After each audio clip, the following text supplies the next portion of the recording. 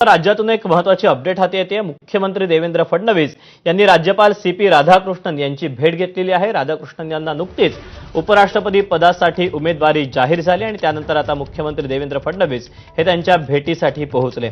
मुख्यमंत्री फडणवीसांकडून राधाकृष्णन यांचं अभिनंदन करण्यात आलेलं आहे।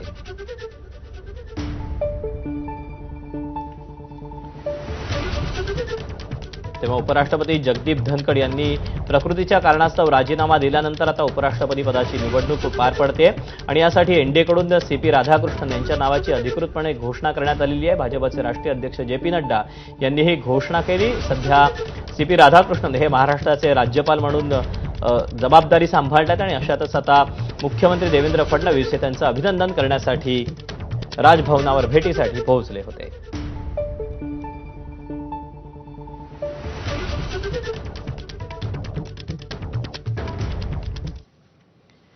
आणि त्यानंतर आणखी एक महत्त्वाची आणि मोठी बातमी हाती येते। केंद्रीय संरक्षण मंत्री राजनाथ सिंग यांनी मल्लिकार्जुन खरगेंना फोन केल्याची सूत्रांनी माहिती दिली आहे।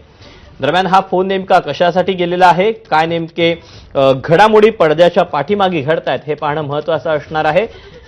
मात्र उपराष्ट्रपती पदाच्या निवडणुकीच्या अनुषंगानं हा फोन केल्याची माहिती आता समजते आहे। संरक्षण मंत्री राजनाथ सिंग यांनी काँग्रेसचे अध्यक्ष मल्लिकार्जुन खरगेंना दूरध्वनीद्वारे त्यांच्याशी संवाद साधलेला आहे, त्यांना फोन केलेला आहे आणि हा जो फोन किंवा त्यांच्यामध्ये जे संभाषण झालेलं आहे हे संभाषण उपराष्ट्रपती पदाच्या अनुषंगानं झालेलं असू शकतं अशी शक्यता सध्या राजकीय वर्तुळात वर्तवली गेलेली आहे। नुकतीच CP राधाकृष्णन यांना एनडीएकडून उमेदवारी जाहीर झालेली आहे, त्यामुळे आता ही निवडणूक जी आहे ती बिनविरोध व्हावी यासाठी हा फोन गेलेला असू शकतो अशी देखील शक्यता सध्या वर्तवली जाते। खरं तर एनडीएकडून कुठला उमेदवार जाहीर केला जातोय त्याप्रमाणे इंडिया आघाडीची जो उमेदवार आहे तो उपराष्ट्रपती पदाकरता द्यायचा की नाही याबाबतची देखील खलबत काही दिवसांपूर्वी नुकतीच झालेली होती। तशी एक महत्त्वाची बैठक देखील दिल्लीमध्ये पार पडलेली होती आणि त्यानंतर आता उपराष्ट्रपती पदाची बिनविरोध निवडणूक व्हावी याकरता आता राजनाथ सिंग यांनी काँग्रेसचे अध्यक्ष मल्लिकार्जुन खरगे यांना फोन केल्याची माहिती सूत्रांकडून मिळते आहे।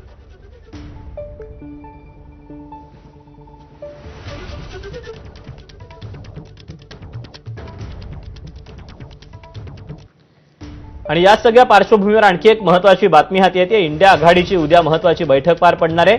उपराष्ट्रपती पदाच्या उमेदवारीबाबत चर्चा होण्याची शक्यता आहे। त्यामुळे एकीकडे सध्या दिल्ली दरबारी अनेक राजकीय घडामोडी घडतात आणि अशातच आता इंडिया आघाडीची देखील उद्या महत्त्वाची बैठक पार पडणार आहे।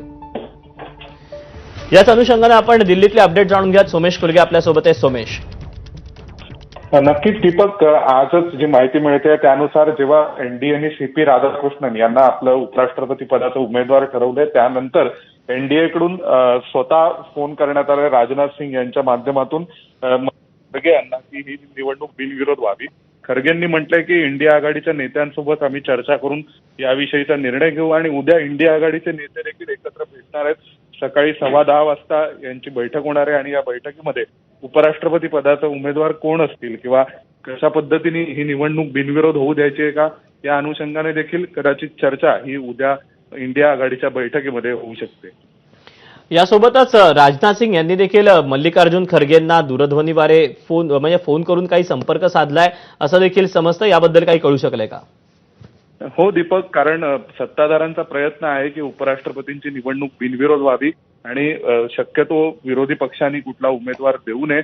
उपराष्ट्रपती पदाच्या निवडणुकीमध्ये गुप्तपणे मतदान होत असतं, त्यामुळे विरोधी पक्षांची मतं किंवा सत्ताधाऱ्यांची मतं यामध्ये क्रॉस वोटिंग होणार का असे असंख्य प्रश्न आहेत आणि या सगळ्या पार्श्वभूमीवर सत्ताधाऱ्यांकडून प्रयत्न सुरू आहे एनडीएकडून की बिनविरोध निवडणूक व्हावी। खरगेंनी म्हटलंय की मी इंडिया आघाडीच्या नेत्यांसोबत चर्चा करून याविषयीचा निर्णय काय तो कळवतो आणि त्याच वेळी आपल्याला कळते की उद्या इंडिया आघाडीची बैठक देखील, त्यामुळे या अनुषंगाने उद्यापर्यंत नेमकेपणाने कळेल काय नेमकं घडणार आहे आणि काय नाही। सोमेश, धन्यवाद दिलेल्या सविस्तर माहितीबद्दल। दिल्लीतून अपडेट घेतच राहू।